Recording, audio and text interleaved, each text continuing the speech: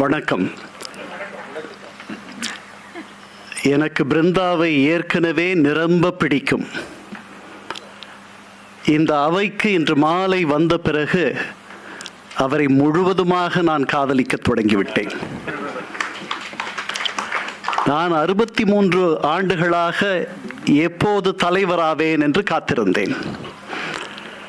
திடீர் ரசம் எனக்கு தெரியும், திடீர் சாம்பார் நமக்கு தெரியும், திடீர் தலைவர் என்று என்னை உயர்த்தி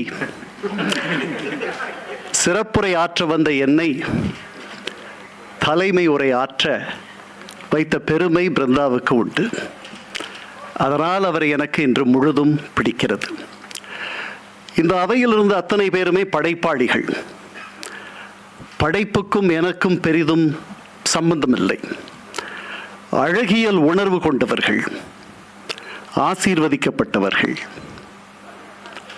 நானோ அரசியல் விவகார அதிகாரி, விவகாரம் பிடித்தவன்.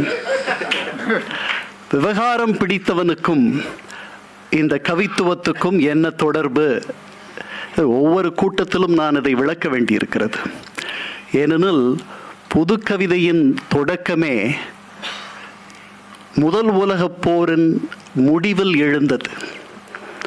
உலக சமூக ஒழுங்கின் சிதைவில் எழுந்தது புது கவிதை. அதனால் இந்த போரை, அதாவது படைப்பாளிகள் ஒரு புறம் இருந்தாலும் அழிப்பவர்கள் பலர் இருக்கிறார்கள். அந்த அழிவு வேலையில் அவர்கள் ஈடுபடாமல் செய்ய வேண்டிய பொறுப்பு இந்த விவகார துறையைச் சேர்ந்த, அரசியல் துறையைச் சேர்ந்த என்னை போன்ற பலரை சார்ந்தது. நீங்கள் பார்க்கிறீர்கள், February 28 நடந்த தாக்குதலில், அந்த ஒரு நாள் தாக்குதலுக்கு எவ்வளவு செலவு என்று உங்களுக்கு தெரியுமா? அன்று மட்டும் நடந்ததற்கு 34,000 கோடி ரூபாய். ஒரு நாள் தாக்குதலுக்கு, அதற்கு பிறகு ஒவ்வொரு நாளும் 9,200 கோடி ரூபாய் செலவு செய்கிறார்கள் அமெரிக்கர்கள். இது அமெரிக்க செலவு மட்டும். இப்படிப்பட்ட அழிவை செய்யக்கூடியவர்களை, அவர்களை தடுக்கும் பணியில் இருந்தவன் நான். அதனால் அரசியல் என்பது ஒரு அவலட்சணமான ஒரு துறையாக இருந்தாலும் கூட அழிவிலிருந்து ஒருவரை மீட்பதால் அது கூட அழகிய ஒன்று என்று நான் எண்ணுகிறேன். அந்த வகையில் புது கவிதை என்பது, நான் முன்பே சொன்னேன், சமூக ஒழுங்கின் சிதைவை முதலில் நமக்கு சொன்னது William Butler Yeats, WB Yeats 1919 முதன்முறையாக தி செகண்ட் கமிங், விவிலியத்தை பற்றியும் இயேசுநாதரை பற்றியும் ஜோடி க்ரூஸ் பேசினார்கள். தி செகண்ட் கமிங், அதாவது இயேசுநாதரின் மறு உயிர்ப்பு. அவர் செகண்ட் கம்மிங்காக எதை பார்க்கிறார் என்றால், ஒரு உடல், அந்த உடல் விலங்குக்குரிய உடல், முகம் மட்டும் மனிதனுக்குரிய ஒரு முகம். அப்படி சமூக சீர்குலைவு என்பது அவ்வளவு நடந்திருக்கிறது முதல் உலகப் போருக்கு பிறகு. முதல் உலகப் போரில் இறந்தவர்கள் 1.5 கோடி பேரிலிருந்து 2,20,00,000 பேர். அதற்கு பிறகு ஒரு மிகப்பெரிய துன்ப நிலை, ஒரு பெரிய விரக்தி, ஒரு பெரிய ஆன்மீக சிதைவு, நம்பிக்கையின் மீது ஒரு பெரிய நம்பிக்கையின்மை. இதற்கிடையில் அந்த கவிதைக்கு பிறகு இன்னொரு கவிதை நமக்கு புறப்படுகிறது, ஒரு 3 ஆண்டுகளுக்கு பிறகு. அதை தி வேஸ்ட் லேண்ட் என்று T.S. எலியட் எழுதுகிறார். அதுதான் மாடர்னிசம், நவீனத்துவத்திற்கு வித்திட்ட ஒரு மிகப்பெரிய கவிதை.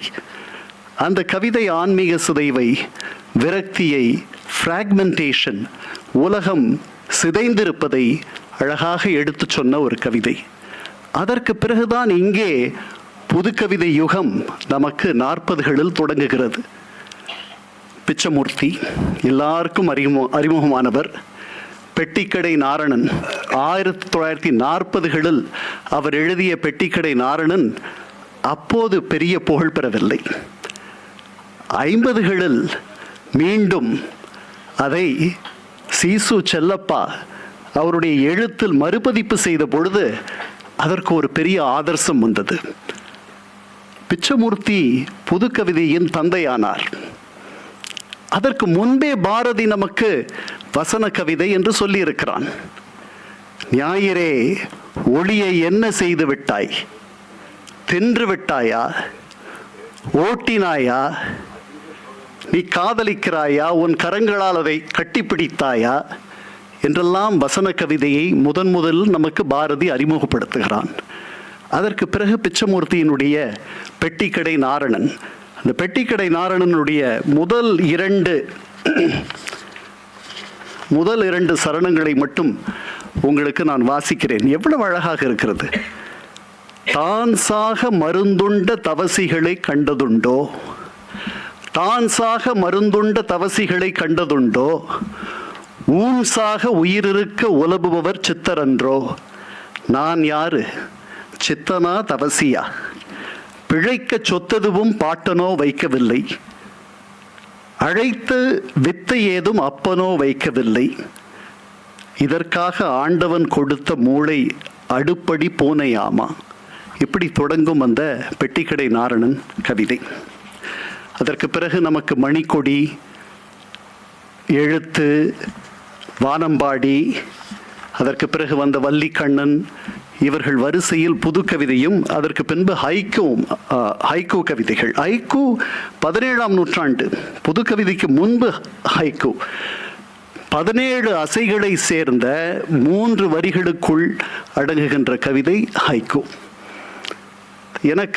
நான் நிறைய ஹைக்கூ கவிதைகளை முன்பு படித்திருக்கிறேன். சமீபத்தில் நம்முடைய இயக்குனர் லிங்குசாமி எனக்கு அவருடைய கவிதை தொகுப்பை கொடுத்தார். அந்த கவிதை தொகுப்பில் முதல் கவிதை எனக்கு ரொம்ப பிடிச்சிருந்தது. அந்த கவிதையில் செருப்பில் ஏறியது எறும்பு, பொருத்தமில்லை என்று இறங்கிவிட்டது என்று மிக அழகாக அது மாதிரி பல கவிதைகள் இருந்தன. பிருந்தாவை பொறுத்தவரையில் எனக்கு ஒரு 4 ஆண்டுகளுக்கு முன்பு பிருந்தா அறிமுகமானார்.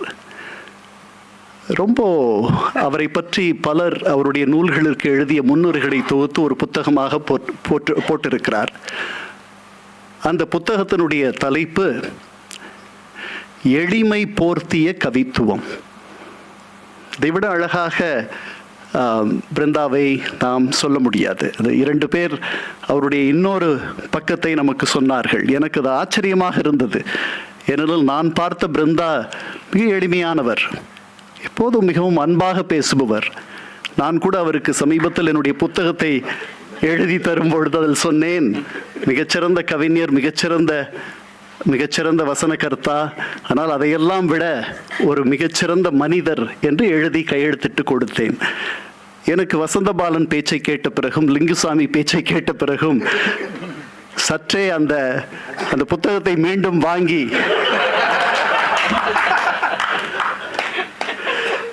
என்னை பொறுத்தவரையில் சிறந்த மனிதர் என்று மாற்றி எழுதி தரலாமா என்று கூட நான் எண்ணினேன். பிருந்தா மிக அழகிய நண்பர். நாங்கள் ஒரு 4 ஆண்டுகளுக்கு முன்பு அண்ணாவனுடைய நினைவு நாள் அல்லது பிறந்தநாள் விழாவில் சந்தித்து கொண்டோம். அவர் அங்கே கவிதை வாசித்தார், நான் அங்கே பேசினேன். அங்கேதான் முதலாக அவரை நான் கண்டேன். அன்றிலிருந்து நாங்கள் நண்பர்கள். எல்லா நிகழ்ச்சிகளுக்கும் வருவார். சமீபத்தில் பல மாதங்களுக்கு முன்பாக ஒரு நூல் வெளியீட்டு விழாவில் அவருக்கும் எனக்கும் பொதுவான ஒரு நண்பர் இருக்கிறார், ரவி சுப்பிரமணியன். அவருடைய நூல் வெளியீட்டு விழாவில் நாங்கள் சந்தித்து கொண்டோம். பொதுவாக கவிஞர்களும் எழுத்தாளர்களும் மிகச்சிறந்த பேச்சாளர்களாக வருவதில்லை. அதற்கு விதிவிலக்கு உண்டு. கவிஞர் கண்ணதாசன் மிக அழகிய பேச்சாளர். வைரமுத்து பேச்சு போட்டிகளெல்லாம் கலந்து கொண்டவர், அவரும் பேசுகிறார். பிருந்தா சாரதி ஒரு நல்ல பேச்சாளர் என்று அந்த நிகழ்ச்சியில் தான் நான் கண்டுகொண்டேன். அதற்கு பிறகு அந்த நிகழ்ச்சியினுடைய வாயிலாக நீங்கள் புத்தகம் வெளியிட்டால் என்னை அழைக்க வேண்டும் என்று நானே கேட்டேன். அவர் மற்றவர்களை எல்லாம் தொலைபேசியில் அழைத்து நீங்கள் கலந்து கொள்ள வேண்டும் என்றார். ஆனால் என்னை பொறுத்தவரையில் நான் வேண்டி விரும்பி எனக்கு ஒரு சான்ஸ் தருகிறீர்களா என்று கேட்டு இந்த நிகழ்ச்சிக்கு வந்திருக்கிறேன். அதனால் 63 ஆண்டுகள் காத்திருந்த நான் இங்கிருந்து ஒரு 6 மணியிலிருந்து இப்போது 9 வரைக்கும் காத்திருந்து பேசுவதில் ஒரு இன்பம் இருக்கத்தான் செய்கிறது. ஆனால் நான் பேச வேண்டியதை எல்லாம் எல்லாரும் பேசிவிட்டார்கள்.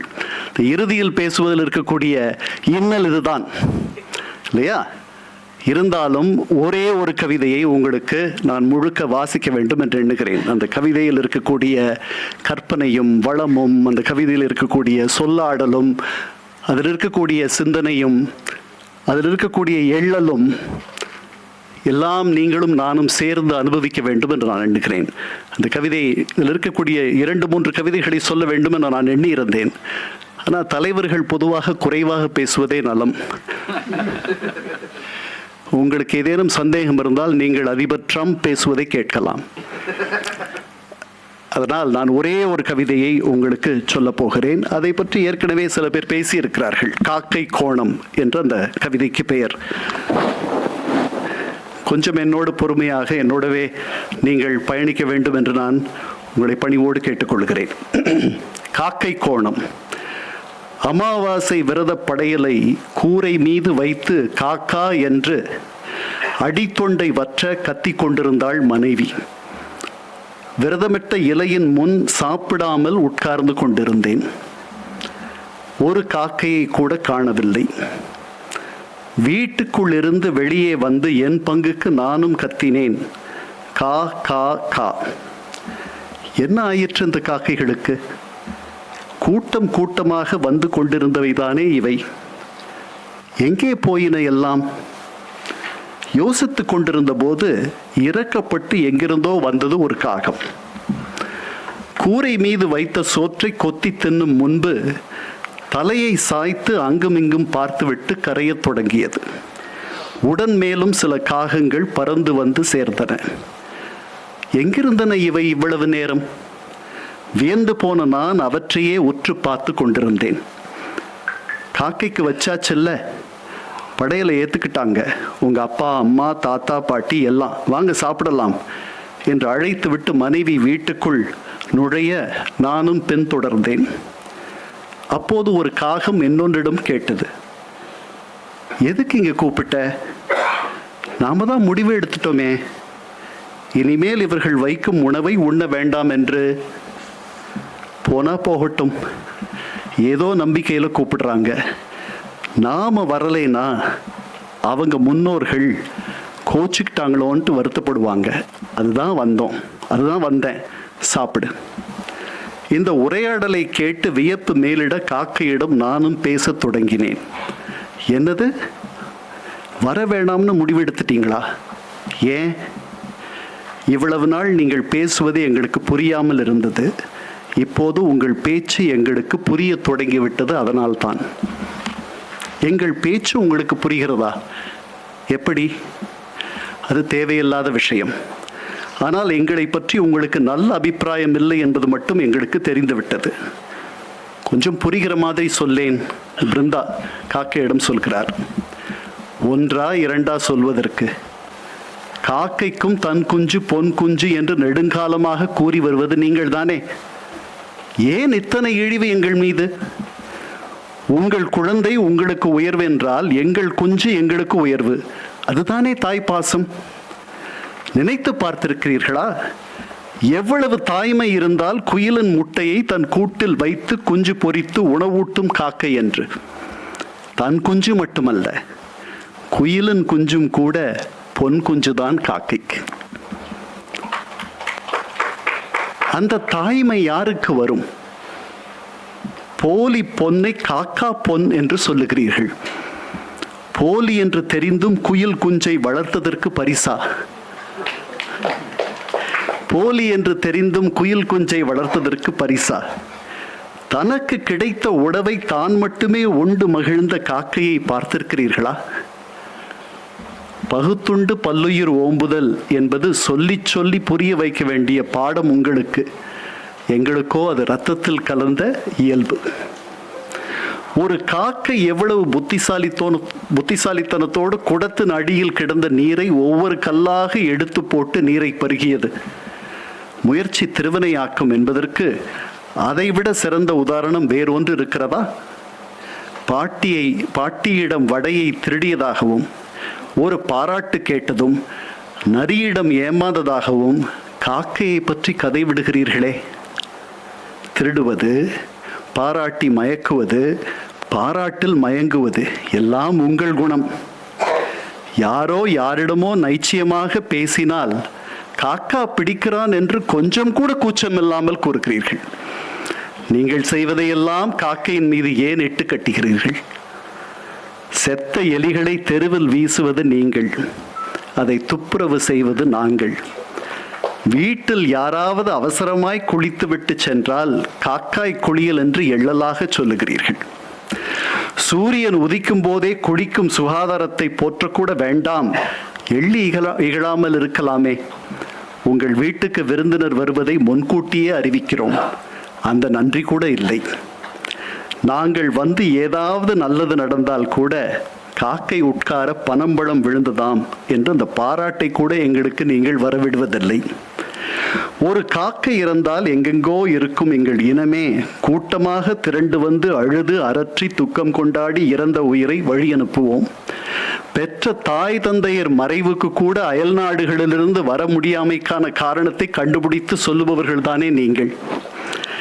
மயிலை முருகனுக்கு வாகனமாக வைத்துவிட்டு எங்களை சனீஸ்வரனுக்கு வாகனமாக வைத்ததில் உள்நோக்கம் இல்லையா உங்களுக்கு? எங்களை இவ்வளவு இழிவு செய்யும் அவசியம் என்ன? யோசியுங்கள். நியாயமான காரணம் ஒன்று கூட இருக்காது.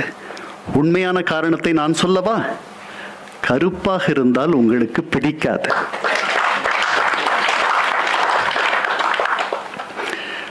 உண்மையான காரணத்தை நான் சொல்லவா? கருப்பாக இருந்தால் அது உங்களுக்கு பிடிக்காது. அது உங்கள் ஆழ்மனதில் பதிந்து விட்ட ஒன்று. உங்களுக்கு ஒன்றை சொல்லுகிறேன், உலகம் தோன்றும் முன்பே கருப்பு இருந்தது. வெளிச்சம் தோன்றும் முன்பு இருந்தது இருட்டுத்தான். அதிலிருந்து தோன்றிய நிறம் எங்களுடையது. அங்குதான் நீங்களும் குடியிருந்து வெளிவந்தீர்கள். இப்போதும் இளைப்பாற அங்குதான் செல்வீர்கள், செல்ல வேண்டும். கருப்பை இருட்டு, கல்லறை இருட்டு, வெண்மை வெளிச்சம் எல்லாம் இடையில் வந்து கடந்து செல்பவை. தெரிந்தும் கருப்பை கண்டால் அப்படி ஒரு இளக்காரம். உங்கள் சிந்தனை, பேச்சு எல்லாவற்றிலும் கோணல். முதலில் அதில் மாற்றம் வேண்டும். காக்கையின் கோபத்தில் இருக்கும் நியாயம் புரிந்தது எனக்கு. அதன் கோணம் நேராகவே இருக்கிறது. நம்மிடம்தான் ஏகப்பட்ட கோணல்கள். என்ன பண்றீங்க இன்னும் அங்க? காக்காவை காக்கா பிடிக்கிறீங்களா என்று மனைவி அழைக்க, சாப்பிட்டு கொண்டிருந்த காக்கை கோபமாக திரும்பியது. அதை எப்படி சமாதானப்படுத்துவது என தெரியாமல் நின்று கொண்டிருக்கிறேன் இப்போது நானும்.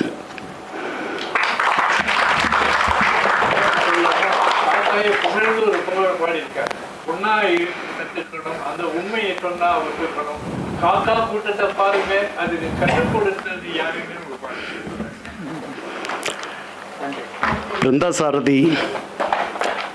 பிருந்தா சாரதிக்கு கலைமாமணியும் சாகித்ய அகாதமியும் நாம் அவருக்கு கௌரவம் சேர்க்கும் என்று எண்ணுகிறோம்.